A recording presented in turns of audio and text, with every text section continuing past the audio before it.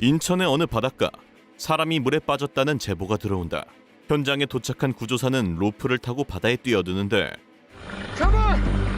괜찮아! 엄마! 괜찮아! 바다 한가운데서 생존 수영으로 간신히 버티고 있는 여자아이. 이 와중에도 가족을 먼저 걱정하는데 괜찮아?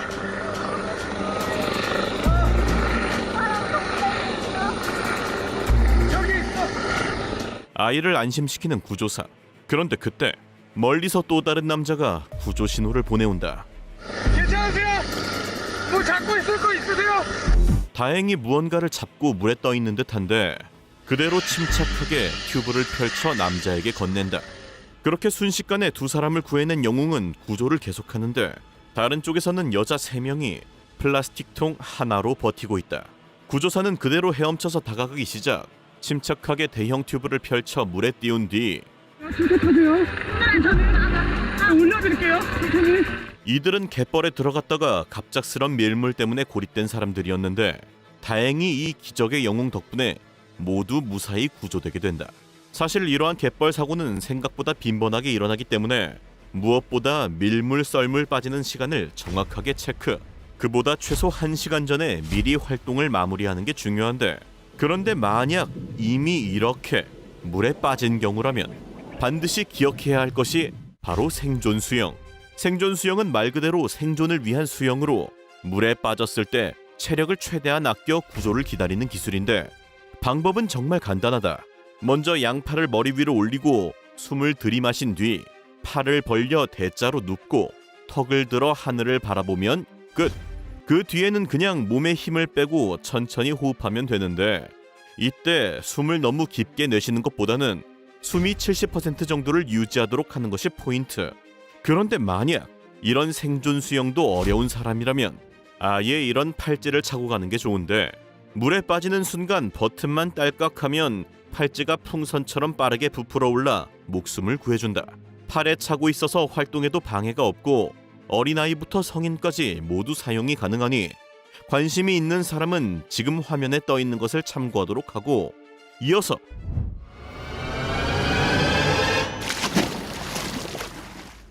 갑자기 수영장에 뛰어든 어린아이. 그런데 수영을 하지 못한다?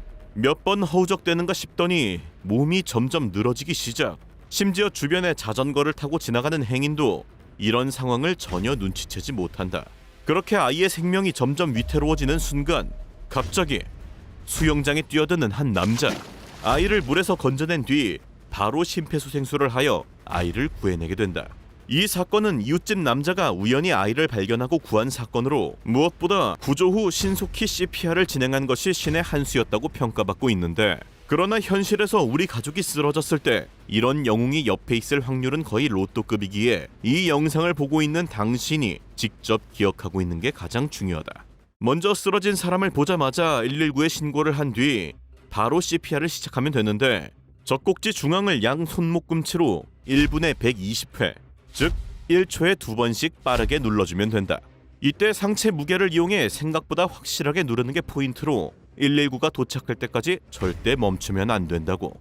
사실 이런 CPR의 경우 많이 본 듯 하면서도 정작 상황이 닥치면 어떻게 해야 할지 모르는 경우가 많기에 이렇게 100번 눈으로 보는 것보다 딱 한 번이라도 직접 해보는 것이 중요하다고 하니 만약의 만약을 위해 딱 한 번만이라도 연습해보길 바란다.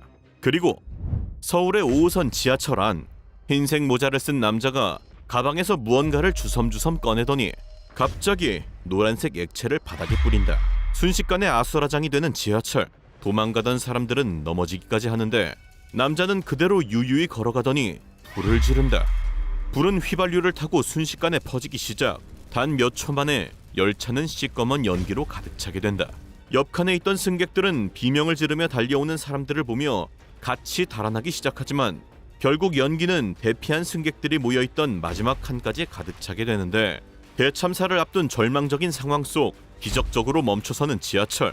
그렇게 열차를 빠져나온 400여 명의 승객들은 수백 미터의 지하 터널을 통과해 무사히 탈출하게 되고 불을 지른 남자는 살인 미수로 붙잡히게 된다. 그리고 이 영상을 보면 자기 터져! 이리 와! 터진다고! 아내의 걱정을 뒤로한 채 소화기를 들고 차량에 달려드는 남자. 정확한 자세로 불타는 차량을 향해 쏜다. 그 뒤 잠시 후퇴했다가 새 소화기를 들고 다시 접근. 이번에도 불길을 향해서 정확하게 소화기를 발사. 이를 반복하며 결국 불길을 잡아낸다. 엄청난 소화기 사용 능력을 보여준 이 남자의 정체는 무려 23년차 소방관. 추석에 처갓집에 있다가 이웃의 차가 불타는 것을 보고 소화기로 진압한 것이라는데, 이 영웅이 사용한 소화기의 경우 보통 집집마다 하나씩 가지고 있지만 정작 화재 시 제대로 사용을 못해 큰 불로 번지는 경우가 많다고. 사실 소화기 사용법은 정말 간단하다. 먼저 안전핀을 뽑아야 하는데 이때 긴장해서 손잡이를 움켜쥐면 안전핀이 뽑히지 않으므로 반드시 목 부분을 잡고 뽑는 게 좋다. 그 뒤에는 조준해서 쏘면 끝인데 이때 너무 가까이 가면 불길에 다칠 수 있기 때문에 2-3m 정도 거리를 두고 쏘는 게 좋다고. 다만 사용법이 아무리 간단해도 소화기를 사용한다는 것 자체가 일반인 입장에선 부담이 되는 것도 사실. 그럴 때는 아예 불길이 커지기 전에 이런 간단한 스프레이형 소화기를 쓰는 것도 방법인데, 어린 아이부터 성인까지 그냥 뿌리기만 하면 되고, 휴대용인 만큼 집, 차 안, 캠핑장 등 다양한 상황에서 들고 다닐 수 있으므로 만약을 대비해서 하나 구비해 두는 것도 좋은 방법일 수 있다. 그런데 만약 이러한 초기 진화에 실패한 경우 생존법은 조금 달라지게 되는데, 불붙은 아파트. 한 여성이 창밖으로 매달려 구조를 요청한다.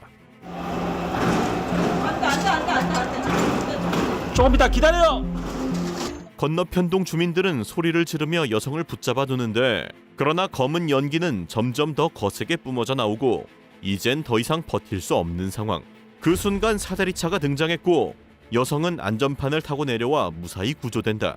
여자는 결혼을 눈앞에 둔 예비 신부였다는데, 그런데 더 놀라운 건 이 사다리차가 119가 아니었다는 건데, 1분 1초가 중요한 상황 속 한 청년이 119보다 먼저 업무용 사다리차를 끌고 와 여자를 구해낸 것이었다고.